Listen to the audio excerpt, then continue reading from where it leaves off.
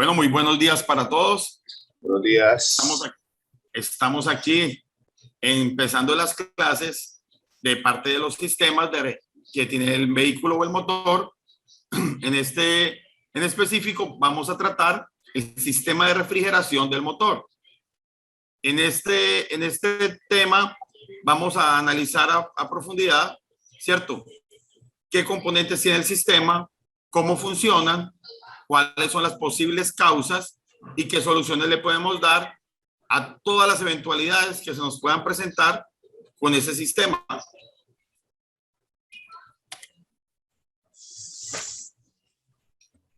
Bueno, vamos a comenzar por definir qué se entiende por sistema de refrigeración. Este sistema es el encargado de retirar el exceso de calor del motor, controlando la temperatura de operación del motor, manteniéndolo en óptimas condiciones de trabajo. Entonces, empecemos por decir que el sistema de refrigeración del motor está montado para mantener el vehículo en una temperatura de operación óptima. Una temperatura que no debe ser inferior a cierto valor y tampoco debe ser mayor. Entonces, ahí es donde vamos, que hay varias prácticas que se llevan a cabo con el sistema de refrigeración que llevan a decir que vamos a retirar X componente para que el motor trabaje más frío. Y en realidad lo que estamos haciendo es generando un caos en el motor, ya que ese componente es vital, tiene una función, y sin esa función pues se va a descompensar todo el sistema completamente. Aquí les presento una imagen de lo que sería un sistema de refrigeración. Como podemos ver, tenemos así a primera vista, como para verlo grupalmente, vamos a especificar cada componente, pero aquí podemos ver que tenemos un depósito. Vamos a ir marcando acá para que vayamos. Tenemos un depósito, que es donde vamos a agregar el líquido, ¿cierto? Tenemos mangueras que conectan al radiador, otra manguera que viene del retorno. Vamos a mirar aquí que tenemos el respectivo radiador que almacenará el refrigerante, ¿cierto? Tenemos un ventilador que por lo general está en la parte trasera. Puede estar equipado el vehículo con uno, puede estar equipado con dos ventiladores. Todo depende qué haya establecido el fabricante para ese vehículo. También tenemos una bomba de agua que se encargaría de propulsar el líquido a través del sistema. Tenemos tapón de radiador. Tenemos algo muy importante que es el termostato, que es al que siempre le echan la mayoría de las culpas cuando falla el sistema de refrigeración. También tenemos el sensor de temperatura, o también llamado sensor ECT, sensor ST, y este sensor también es muy mal diagnosticado y es un sensor al que siempre le echan todas las culpas de lo que ocurre en el vehículo. Entonces, también tenemos acá, como podemos ver a la derecha, la computadora de motor que está puesta aquí dentro del sistema de refrigeración. Lógicamente no es únicamente exclusiva para el sistema de refrigeración, pero está puesta aquí porque ella cumple una función dentro del sistema de refrigeración, que es monitorear y velar que la temperatura esté correcta. Entonces, vamos a pasar a analizar cada uno de esos componentes uno a uno para que ustedes puedan apreciar verdaderamente para qué sirven. ¿Listo? Vamos a empezar por establecer que hay vehículos o hay motores refrigerados por aire y hay motores refrigerados por agua, refrigerante o por líquido. Entonces, dentro de los motores refrigerados por aire, esos motores en los vehículos hoy en día no son equipados, no son motores actuales. Son motores que los tuvimos en la época de los 70s y los 80s, por allá en los Volkswagen Escarabajo, lo que llaman en México el bocho, ¿cierto? Pero hoy en día, aparte de esos vehículos de esa época, no se están produciendo vehículos que sean refrigerados por aire, a no ser de que sean ciertas aplicaciones industriales, que no va al caso hoy con la parte automotriz, que es la que estamos analizando en el momento. En los sistemas de refrigeración que vienen con refrigerante o vienen con un líquido que refrigere, tenemos dos tipos de configuraciones para estos sistemas. Tenemos unos que vienen con reservorio, ¿ya? Reservorio, y otros que vienen es con un depósito. Vamos a estar pasando de esta imagen a la otra para que analicemos una u otra. Tenemos el sistema que tenemos ahora mismo en pantalla, es el tanque presurizado.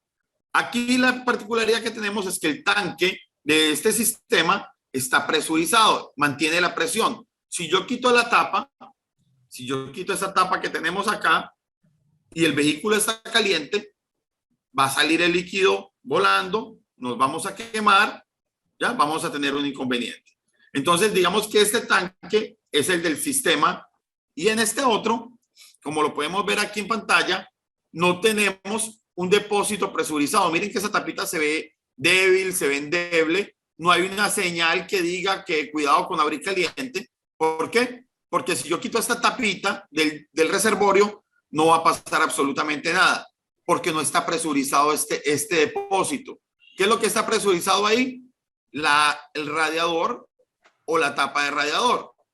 Entonces, para que sigamos con la claridad, cuando encontramos reservorio, encontramos una tapa de radiador. Cuando encontramos un depósito presurizado, el radiador no va a tener tapa. El radiador va a estar completamente sellado. Entonces, ambos sistemas son presurizados, pero se controlan de diferente manera. ¿Vamos claros hasta el momento? Sí, señor. Listo. ¿Tenemos alguna pregunta en el momento? El asunto es que uno es presurizado, ¿ya? Un depósito presurizado, y el otro es el reservorio y no es presurizado. El otro simple y llanamente tiene su tapita, pero lo que controla la presión es la tapa del radiador. Listo. Vamos a avanzar acá. Bueno, entonces, componentes. Este sistema de refrigeración se encuentra conformado por varios componentes que permiten que el líquido refrigerante circule con facilidad para así brindar refrigeración al motor. Dentro de los componentes que tenemos en este sistema, son muchos, son varios, y puede ser según el modelo que haya uno u otro o una variante de alguno. Entonces, en cuanto a, vamos a empezar acá que tenemos mangueras, termostato, bomba de agua, radiador, tapa del radiador, depósito de líquido refrigerante, sensor ST o sensor de temperatura, tenemos la computadora del motor, tenemos un relevador, fusibles, bueno, un relevador no, en realidad podemos tener hasta 2 o 3 relevadores en este sistema, fusibles, cableado, ventilador, líquido refrigerante, y también entra a ser parte de ese sistema el calefactor del vehículo. El sistema de calefacción es el que nos va a dar calorcito allá en la cabina en épocas frías, pero hace parte del sistema de refrigeración, porque para poder obtener ese calor dentro del vehículo que genera el calefactor, se utiliza la temperatura del refrigerante. ¿Listo? En cuanto al ventilador, tenemos ventilador eléctrico y tenemos uno que se llama fan clutch, que el fan clutch es mecánico. Ya lo vamos a ver más adelante. Bueno, vamos a comenzar con las mangueras. Entonces, las mangueras son vitales dentro del vehículo. Las mangueras deben de estar en perfecto estado. Las mangueras, en lo posible, deben de ser originales o de la más alta calidad. ¿Ya? También tenemos que ser muy cuidadosos con las abrazaderas, ya que las abrazaderas de presión originales que vienen de fábrica tienden a distensionarse, ¿ya? Y a perder presión y a generar fugas. Digamos que esa abrazadera está puesta en el sistema, está puesta ahí, y nosotros la retiramos para realizar una labor. Cuando volvemos a instalar, es muy probable que esa abrazadera ya no esté haciendo el mismo trabajo y que podamos tener una fuga próxima una vez que encendamos el vehículo o a los pocos kilómetros de poner en operación el vehículo. Entonces, una recomendación principal es abrazadera que se toque, abrazadera que hay que reemplazarla. Ahora, mucho ojo con el tipo de abrazadera que equipamos. ¿Por qué? Porque aquí hay unas abrazaderas económicas que con solo apretarlas se se abren, se revientan, pierden la presión. Entonces tenemos abrazaderas en acero. Hay diferentes proveedores de abrazaderas, pero hay unas muy buenas que sí aguantan la fuerza, la presión, porque este sistema lo tenemos que dejar bien ajustado. Ahora, ¿cuáles son las fallas más comunes de las mangueras? Las fallas más comunes de las mangueras es que se cristalizan, que se rajan, que se revientan. Tenemos mangueras, algunas que las podemos ver que están sopladas, que se hinchan, otras que uno las toca y lo que se siente es que el material perdió la fuerza y se sienten demasiado débiles. Son mangueras que están próximas a reventarse o a partirse. Y lo que les decía de las abrazaderas, que pierden presión y quedan flojas. Entonces, sabemos que tenemos mangueras de diferentes formas, unas en codo, otras en como una S, otras con figuras muy raras. Hay mangueras gruesas, hay mangueras delgadas. Todas son vitales e importantes en el vehículo. No las podemos anular. No podemos darnos el lujo de decir, no, este tramo de aquí a acá, vamos a anularlo porque eso si yo lo pongo por aquí, hace el mismo trabajo. Tenemos aquí el termostato. También lo mismo. Repuesto original en el termostato. Un termostato homologado es económico, nos puede servir, puede realizar la labor, pero al no ser el original, créanme que no nos va a dar de pronto el mismo resultado. Yo en el termostato sí les digo, el termostato no vale mucho, no vale la pena ahorrarse unos pesos ahí. Hay que tener en cuenta en el termostato que el termostato viene marcado o en las zonas de por acá de esta platinita o en esta zona de aquí, y ahí nos dice el rango de grados en el que él abre, en el que él trabaja. Es muy importante verificar que el termostato que estamos reemplazando sí trabaja en el mismo rango que el termostato que estamos equipando, que no vaya a haber diferencia con eso. Lo otro que tenemos que tener en cuenta y tener cuidado es que estemos equipando el termostato en el sentido correcto. Van a haber vehículos donde si no lo metemos al derecho no va a entrar el termostato, pero va a haber otros que la cavidad sí va a dar y no va a trabajar correctamente porque sí necesitamos que el termostato esté equipado en el sentido correcto. ¿Cuáles son las fallas más comunes que nos puede presentar el termostato? Las fallas más comunes que nos puede presentar el termostato es que se quede atascado abierto, ¿cierto? Que se quede atascado cerrado o que quede atascado entreabierto. Ahora, no se debe eliminar el termostato. La computadora de motor o ECU detecta si la temperatura es muy baja y protege el sistema. La computadora de motor ya está lista ahí para detectar si por tantos segundos o por tantos minutos la temperatura de motor fue inferior a lo que se esperaba que estuviera. Ella va a establecer código de falla y va a tomar ciertas estrategias para poder proteger el sistema. El siguiente componente que tenemos acá es la bomba de agua. La bomba de agua, como la estamos viendo aquí en la imagen, ¿cierto? Es una bomba de agua que aprovecha la fuerza o el movimiento que genera el cigüeñal, ¿cierto? Que nos lo transmite al damper. Y esa fuerza va a llegar a esa bomba de agua y va a mover las aspas que estamos viendo aquí en azul. Esas serían las aspas. Se van a mover y va a ser la propulsión del líquido refrigerante hacia diferentes partes del sistema. Eso nos va a ayudar también a coger presión en el sistema.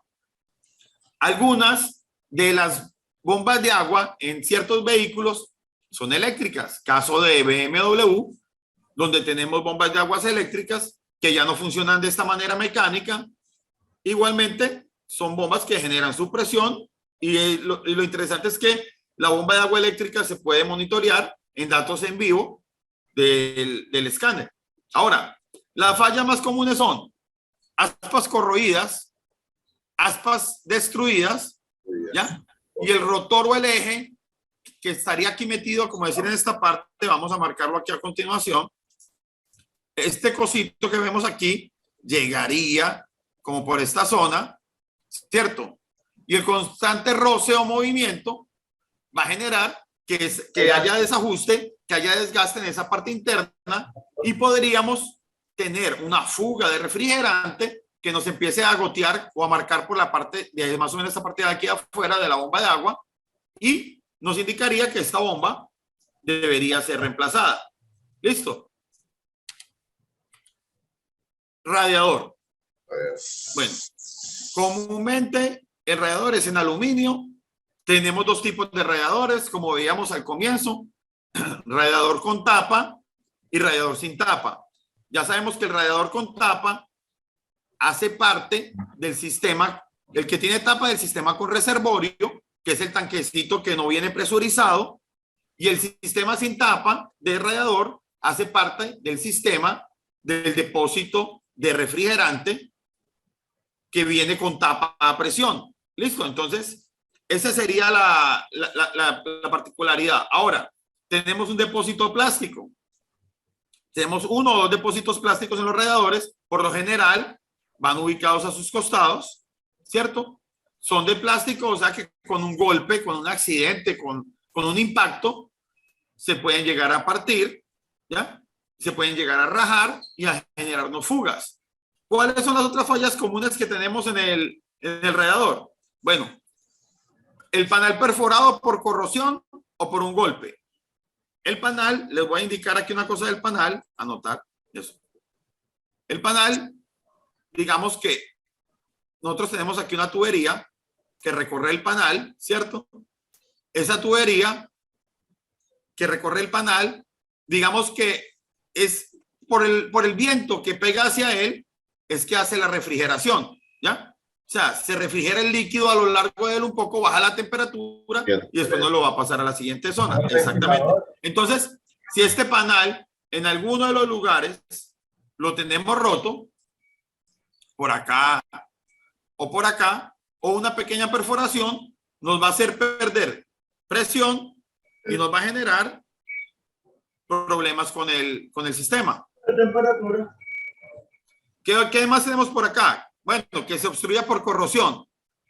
¿Ya? Pero que un radiador, un radiador de un automóvil o una camioneta se obstruya por corrosión es menos común, aunque sí puede llegar a ocurrir, pero ocurre principalmente cuando en vez de refrigerante empezamos a utilizar agua, empezamos a agregar cosas allá adentro, como gente que por solucionar una fuga agrega huevo o cosas por el estilo, agregar cualquier tipo de cosa diferente a un refrigerante adecuado nos va a generar problemas en este sistema. El agua se va convirtiendo en salitre también. Claro, es que el agua no tiene ningún efecto anticorrosivo.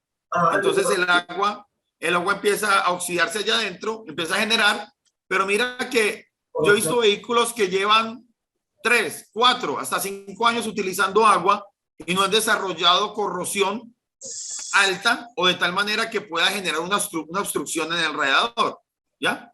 Cuando tenemos obstrucción en el radiador es cuando ya tenemos lodo sedimentado, ya un lodo ya más duro, más rígido dentro de ese sistema. Listo, vamos a pasar al siguiente sistema. Entonces tenemos aquí la tapa del radiador. Esta tapa del radiador está diseñada para sellar. Tenemos tapas de radiador que soportan diferente presión. En la tapa se indica. Para el ejemplo, aquí tenemos 2 tapas marca Titán, una de 10 libras, ¿cierto? Ajá. Y tenemos, bueno, de 9 a 11 PSI, dice acá, de 9 a 11 PSI, y tenemos una que aquí nos dice que en PSI serían 4 libras, ¿cierto? O el equivalente a 0.3 bares, ¿ya? Aquí da la indicación, abrir en caliente. Ya sabemos que esta tapa de radiador no podemos abrirlo si el vehículo está caliente. Debemos preferiblemente esperar que se enfríe para poder abrir esa tapa. Las fallas más comunes. Las fallas más comunes de esta tapa es que libera refrigerante al reservorio con el vehículo en frío, ¿ya? Entonces encendemos el vehículo está frío, apenas está empezando a presurizarse, ni siquiera tiene presión, pero ya empieza la tapa, la válvula de la tapa a dejar pasar refrigerante hacia el tanquecito del reservorio. Acuérdense, el reservorio no presurizado, ¿cierto? Ahí podríamos tener una falla. Ahora, ¿cuál otra falla nos puede dar? que libera excesivo refrigerante con el vehículo caliente. ¿Por qué? Porque podríamos tener un problema de empaque de culata y podría ser que, no sé, nos esté liberando allá en el bloque de motor burbujitas de aire pequeñas que se liberan en el sistema de refrigeración, viajan a través de las mangueras y se liberan en el radiador.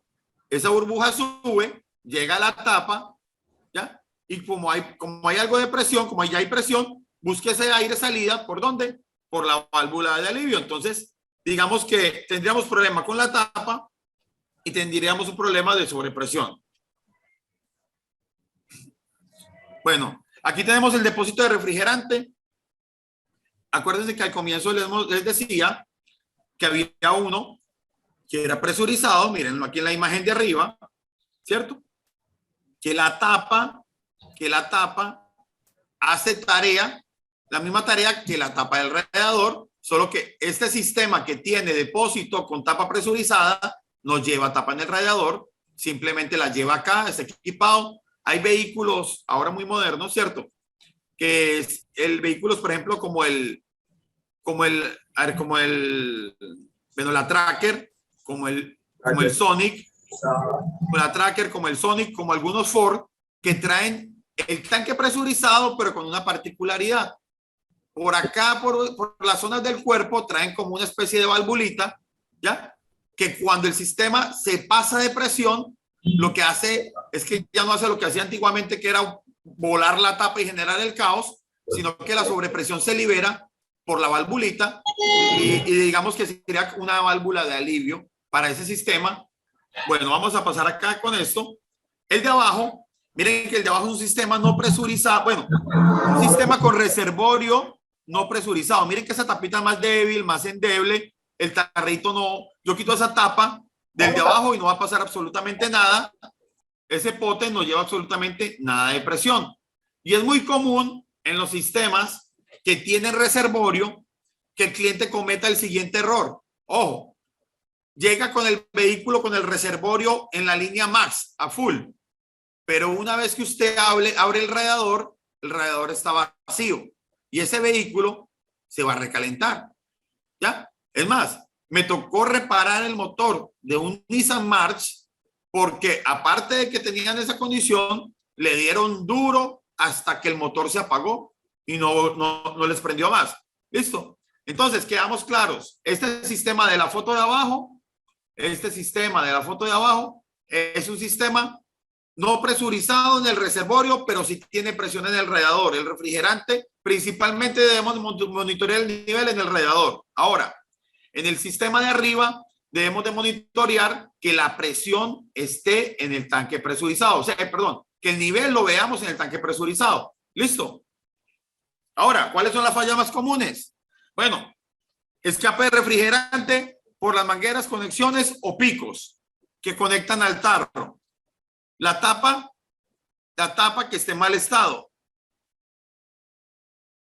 El depósito perforado o averiado, que también ocurre muchas veces, que se raja, que se parte por ciertas zonas. Entonces, digamos que este es un componente que no tiene mayores problemas, pero siempre por lo general, o es por la tapa, o son los piquitos del pote de los que están malos, o una rajita, ¿listo? Aquí tenemos este amigo que se llama sensor de temperatura o sensor ST. También le recomiendo montar el original. Listo, esto es un termistor. Él lee la variación del voltaje y la convierte en temperatura. O sea que el sensor de temperatura no le va a reportar a la computadora temperatura. El sensor de temperatura no reporta grados, porque él no tiene ninguna tarjeta inteligente en su interior. Él lo que tiene en su interior es una resistencia. ¿Qué pasa con esto? Este sensor de temperatura lo que va a hacer es, como tiene una resistencia variable, de acuerdo a la temperatura que tenga el líquido refrigerante, él acá en su punta va a detectar qué variación genera, ¿cierto? La resistencia interna que tiene el sensor. Si tiene 1 voltio, entonces él dice, 1 voltio corresponde a 56 grados. Si tiene 0 voltios, él dice, 0 voltios corresponde a menos 40 grados. Pero no lo dice el sensor de temperatura, sino que eso lo hace la computadora.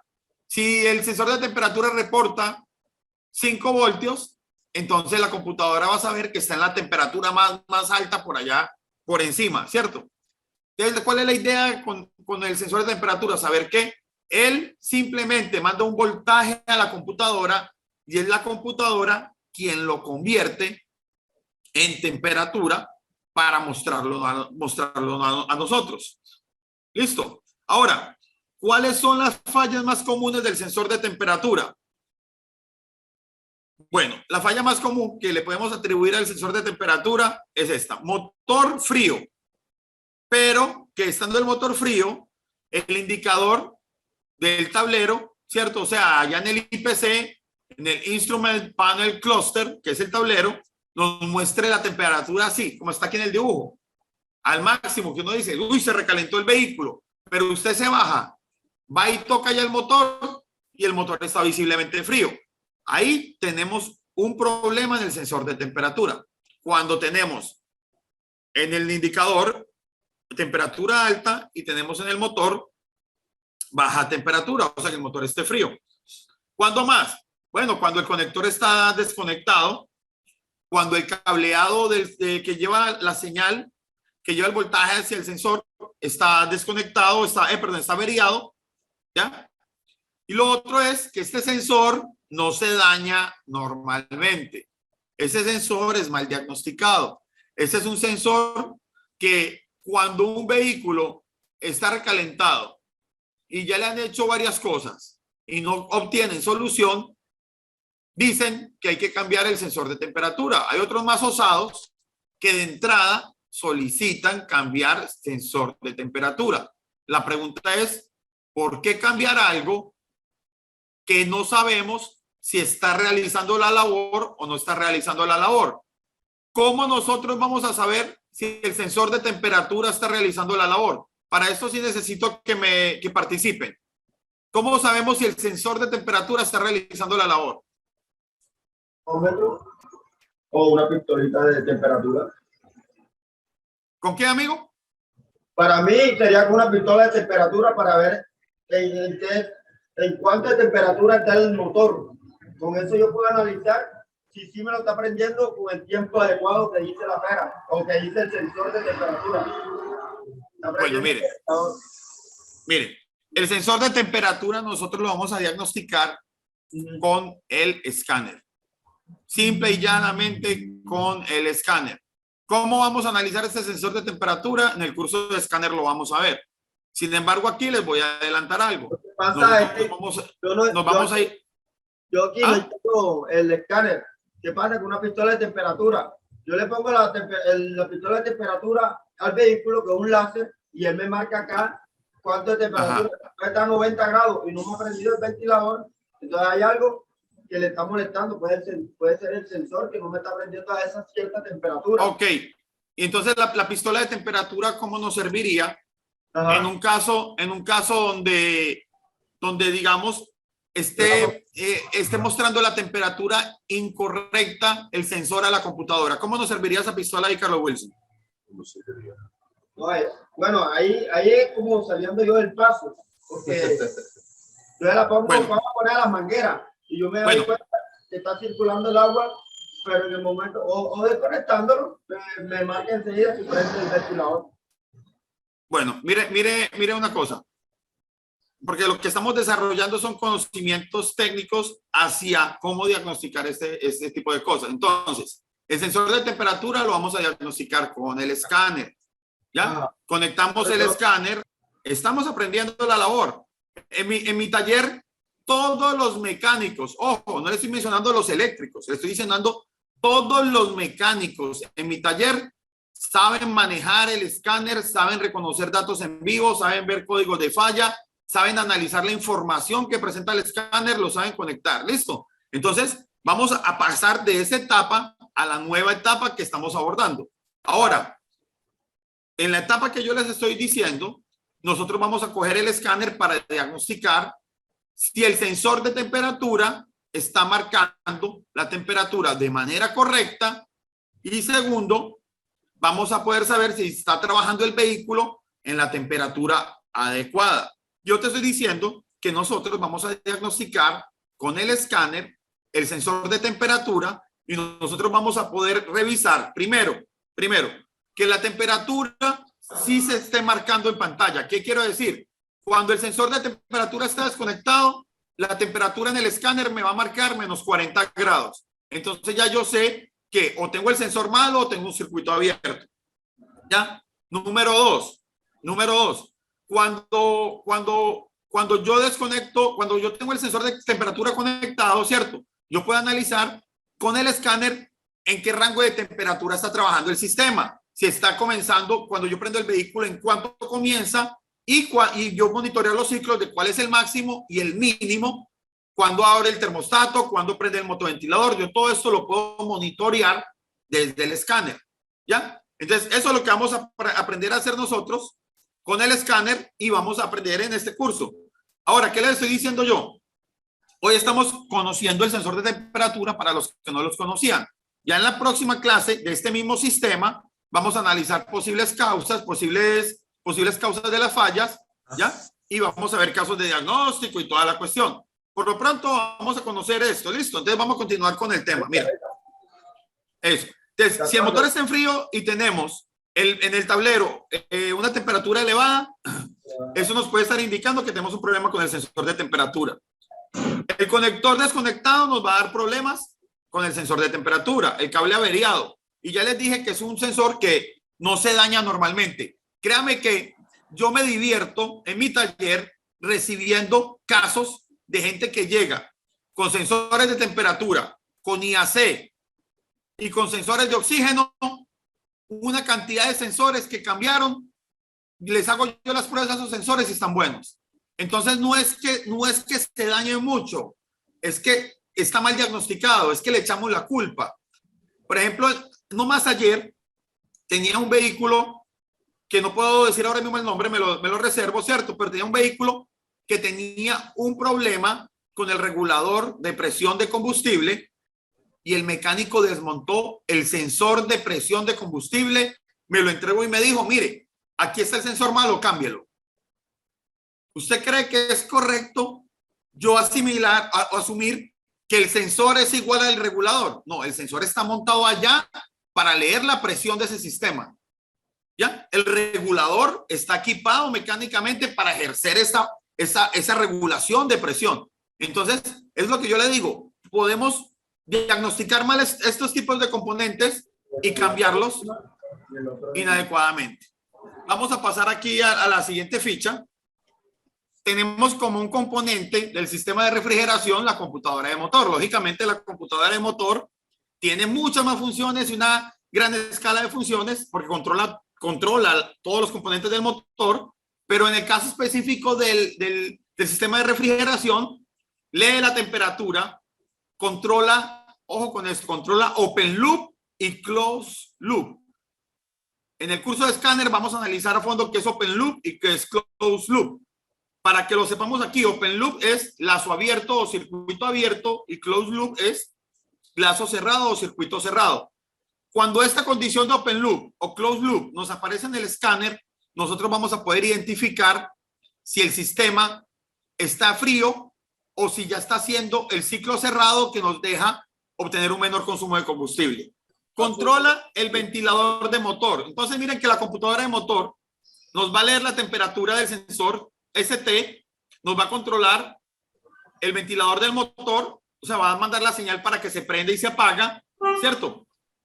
Y va a controlar el open loop y el closed loop. Ahora, las fallas más comunes que tenemos en la computadora sería cortocircuito en el circuito del sensor ST, o sea, que el cable que del sensor ST, uno de los que va hacia la computadora, haya generado usted, le haya puesto un positivo donde a una tierra y haya volado un circuito dentro de la computadora. También cortocircuito en circuito de control de ventilador. Lo mismo que en el otro, un cortocircuito en la computadora. Ahora, rara vez este sistema ocasiona problemas. Eso no ocurre, no va a ocurrir prácticamente, pero puede ser que alguna falla loca que tengamos que no ha tenido solución de ninguna manera sea que haya un problemita en la computadora. Ahora, ¿qué más tenemos dentro de este sistema? Relevador o relevadores, porque podemos tener más de un relevador, cable y fusibles. Todos esos componentes hacen parte del circuito eléctrico, controlan el circuito del ventilador, ¿ya? Y en las fallas comunes tenemos circuitos que se vuelan o que se queman, ¿cierto? Los relevadores por sobrecalentamiento, muchas veces por falso contacto en las patas, ¿cierto? Se funden también o empiezan a generar problemas, y cables interrumpidos y fundidos. Estos son pues componentes muy básicos, pero tenemos que verlos para que sepamos que están ahí dentro, hacen parte del juego, hacen parte del kit. ¿Listo? Ahora, tenemos el ventilador. Dentro del ventilador tenemos un ventilador mecánico o fan clutch, como el que tenemos en la visual de arriba. Este no funciona con electricidad, este directamente nos lo opera con la misma fuerza del cigüeñal del motor. Es que nosotros vamos a tener el movimiento de este ventilador. Entonces, digamos que su velocidad de funcionamiento va a depender mucho de las RPM del motor, ¿ya? Esa es la teoría de funcionamiento de este ventilador. Lo vamos a tener equipado por lo general en vehículos grandes o camionetas. En los vehículos pequeños o en otros tipos de motores, vamos a tener motores eléctricos con resistencia, o vamos a tener ventiladores modulados con módulos. Ahora no me voy a extender a explicarles uno u otro, porque tenemos una sección para explicar eso con mayor detalle, pero sí es de saber que el motoventilador eléctrico modulado lo encontramos en los Mazda 3 Skyactiv, en la Mazda CX-5, CX-7, en todos esos vehículos de última generación. Vamos a encontrar que ese motoventilador hoy en día viene equipado con un módulo, ¿ya?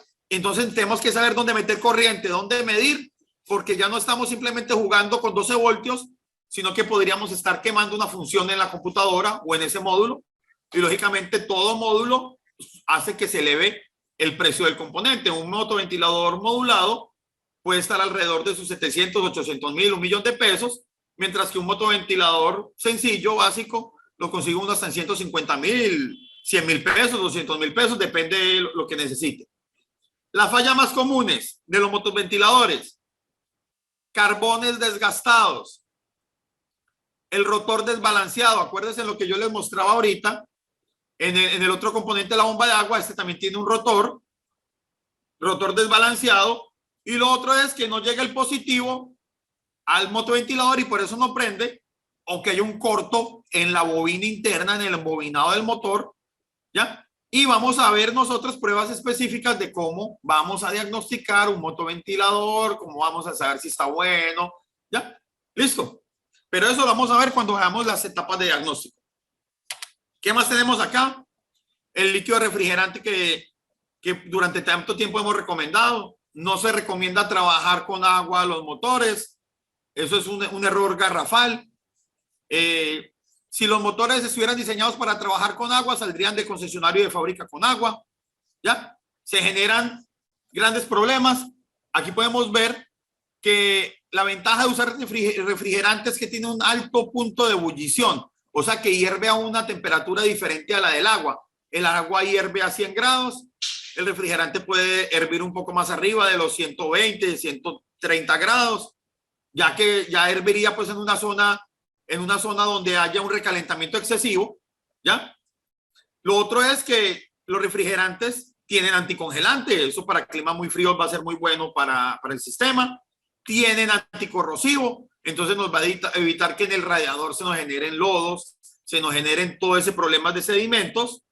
Y las fallas más comunes que tenemos nosotros serían pérdida de refrigerante por fugas de manguera, por la tapa del radiador o por el depósito de refrigerante en mal estado. Por último, tenemos este otro, que es el componente, que es el calefactor, que hace parte del sistema de refrigeración, muy olvidado a la hora de diagnosticar un recalentamiento, pero hace parte del sistema de refrigeración. La función que tiene el calefactor es calentar el aire ambiente en la cabina.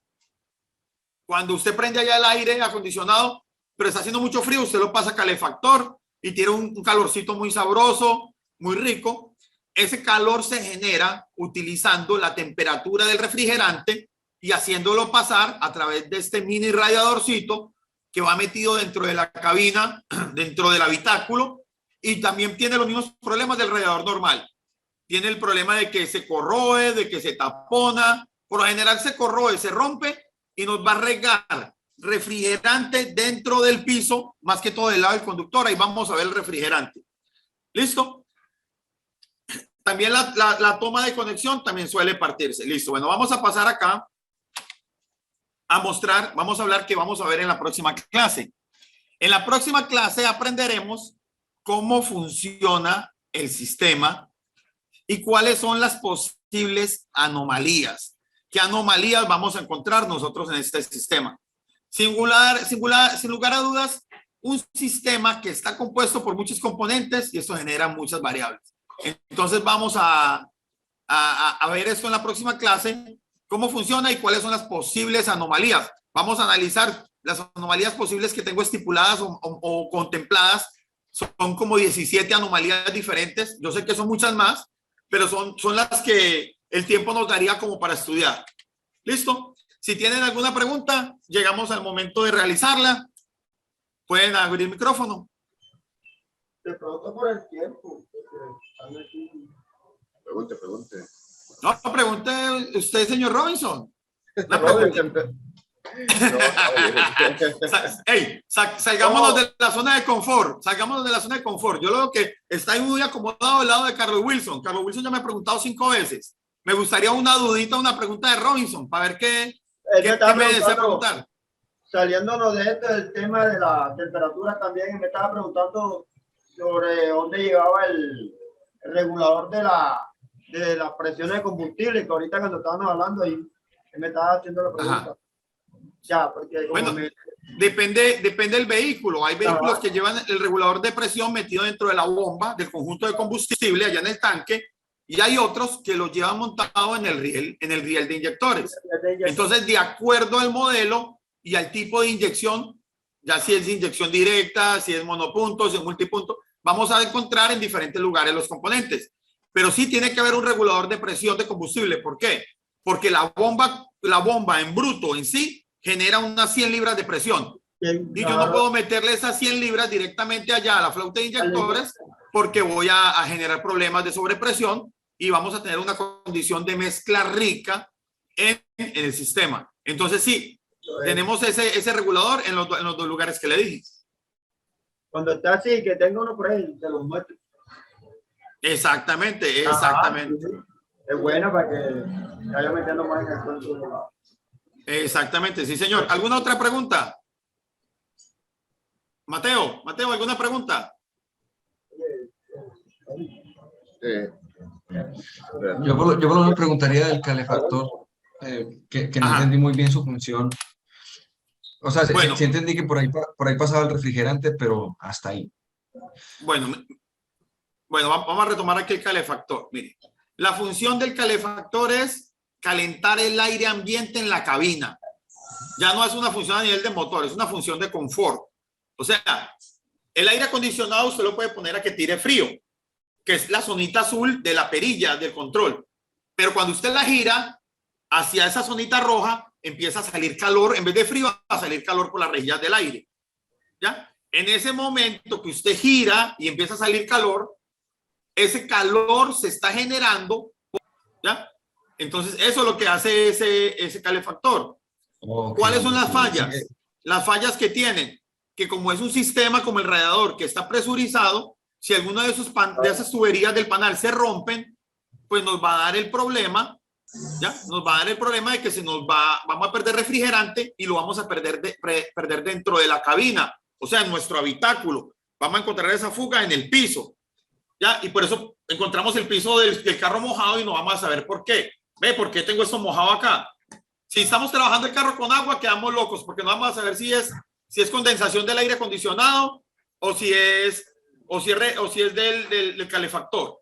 Pero cuando trabajamos un vehículo con refrigerante, vamos a encontrar que el agua es del mismo color, o sea, que es del mismo color que el refrigerante. Y vamos a decir, wow, aquí es donde tenemos la fuga que nos está recalentando el vehículo. ¿Listo? Ok, listo. Es que no tenía claro que el refrigerante pasaba caliente. No sé por qué mi mente como refrigera, pero sí, ya lo tengo claro. Exactamente. Es que el refrigerante en sí no refrigera, ¿cierto? El refrigerante va a estar siempre caliente en el motor. Mire que usted toca un líquido que está a 80 grados y está caliente. Usted toca un líquido que está a 100 grados y está caliente. ¿Ya? Usted toca un líquido que está a 120 grados y está caliente. O sea, el refrigerante en todo momento va a estar caliente. Pero lo que va a estar haciendo ese refrigerante dentro del motor es disipando la temperatura, haciendo que esa temperatura, haciendo el medio para que la temperatura baje. ¿Ya? ¿Baje a dónde? A un punto seguro, porque ojo muchachos, el motor no tiene que estar frío, nadie necesita un motor frío. El motor tiene que estar dentro del rango de temperatura adecuado para su correcta operación. Ahí es donde tiene que estar ese refrigerante. ¿Listo? Yo hago la prueba aquí con presión. Ajá. Aquí tenemos para meterle presión a sea radiador o el tanquecito del depósito cuando es presurizado. Sí. Y reviso todo el sistema para ver si hay fuga por ahí, si hay fuga, buscándole fuga cuando vienen por elevada el depósito del refrigerante. Entonces yo le hago esa prueba, pero yo antes de hacer esa prueba yo le digo al cliente, si tiene un rotico o algo por ahí, lo voy a abrir más, a meterle más presión. Es correcto, es correcto. Y es que en cualquier otra intervención que nosotros hagamos en el vehículo, en cualquier trabajo que hagamos en el vehículo, siempre tenemos que prevenir al cliente de los riesgos. ¿Cuáles riesgos? ¿Cuáles riesgos? Miren nomás, un motor trabaja a alta temperatura, ha trabajado en el menor de los casos, ha trabajado unos 2 o 3 años, ¿cierto? Y de ahí para arriba se multiplica más el desgaste. Un motor con 10 años es más probable hacer un daño. Entonces, usted va a bajar una flauta de inyectores de un Renault. ¿A quién le ha pasado que ha descabezado un inyector de un Clio? De un Clio a mí me pasó con un Megane, un Clio. Bueno, ese esos inyectores tienen la particularidad que se descabezan donde va la parte del conector y se termina uno ganando un inyector que uno no ha dañado. Simplemente estaba ya a punto de dañarse. Y lógicamente para yo pues realizar esa labor de mantenimiento tengo que tocar, tengo que hacer cierta fuerza, cierta presión y termino realizando un daño. Bueno, un daño no. Termino quitando un componente que ya había que cambiarlo. Entonces, siempre todo riesgo hay que comentárselo al cliente. Mira, amigo, si yo toco esta manguera aquí, lo más probable es que se pueda terminar de partir, pero hay que hacerlo porque si no, no vamos a poder solucionar el problema que tiene el vehículo. Sí, pero siempre hay que avisar los riesgos. Sí, señor. Claro que sí. Que les hicieron una cliente, mira, me voy a meter esta temperatura, esto es de presión, le voy a poner 60, 70 PSI. Don Gabriel. Señor. ¿Qué consecuencias hay cuando el radiador se tapa las rejillas con tierra? Que muchos dicen que los sople, o qué consecuencias hay cuando las rejillas del radiador se van taponando con tierra. Es que cuando se tapona con ese lodo del radiador, usted no solo tiene el lodo en el radiador, usted tiene ese lodo por todo el sistema. Lo tiene en el depósito de combustible, lo tiene en el bloque de motor, lo tiene adherido a la parte interna de las mangueras. Usted tiene ese lodo por todo el sistema. Usted no solamente lo tiene en el radiador. Y las consecuencias es que al estar taponado el radiador, pues no va a circular la misma presión de refrigerante que tendría que circular y usted va a tener el inconveniente de recalentamientos sin tener fugas, teniendo todo el sistema con refrigerante, ¿ya? Usted va a tener ese tipo de problemas ahí. Y por ejemplo, cuando uno dice que le quita la tapa y de pronto no está bien frío, que dice que cogió aire, ¿ahí qué pasa que cogió aire? Bueno, vea, el sistema, lo que pasa con el sistema que coge aire es cuando, a ver, yo tengo el sistema ya lleno de líquido, ¿cierto? Sí. Si lo tengo lleno de líquido y yo destapo para agregar más líquido, pues no tiene por dónde coger aire porque como ya había líquido, al caer más líquido cae encima del otro, no va a haber burbujas de aire hacia abajo. Pero cuando usted le trae un sistema que usted lo vació, usted lo drenó por debajo, usted desconectó la manguera del radiador, usted drenó y volvió y armó, cuando usted empieza a echar líquido van a haber zonas de las mangueras o por varios lugares donde el refrigerante, cuando usted llenó, no alcanzó a sacar ese aire que quedó por allá encapsulado. ¿Ya? Y una vez que usted prenda y empieza a calentar el refrigerante, ese aire va a empezar, esas burbujas van a empezar a buscar salida hacia la parte superior. Entonces, digamos que esas burbujas de aire van a ocupar espacio que debería de tener refrigerante. Y ese y como no va a haber el suficiente refrigerante dentro de ese sistema, va a estar más expuesto a que se suba la temperatura en el motor. Siempre hay que purgar el sistema. ¿Ya? El sistema hay que purgarlo porque si no, nos va a dar la falsa sensación de que se está recalentando, pero es por eso, porque tiene aire almacenado allá adentro. Perfecto, muchas gracias. Okay. Muchas gracias. Listo. Bueno, ya les dejo el Kahoot del día de hoy. Más o menos dentro de una media hora o una hora lo estoy enviando. Los invito para que, ya saben, no nos perdamos la próxima clase, que ya vamos a entrar. Hoy conocimos los componentes. Yo sé que la mayoría ya lo conocían, pero tenemos también compañeros que no conocían los componentes y la idea es que todos vayamos en un mismo sentido y nivel. En la próxima vamos a mirar cómo funciona el sistema de refrigeración, cómo funciona y cuáles son las posibles anomalías. ¿A qué podemos esperar o a qué nos podemos enfrentar? ¿Listo? Entonces los espero en la próxima clase. No se olviden de llenar el Kahoot. Que tengan un excelente día todos. Muchas gracias. Bendiciones. Bendiciones. Amén. Listo, gracias, bro. Gracias, amén. Ok. Firme. Ok, amén.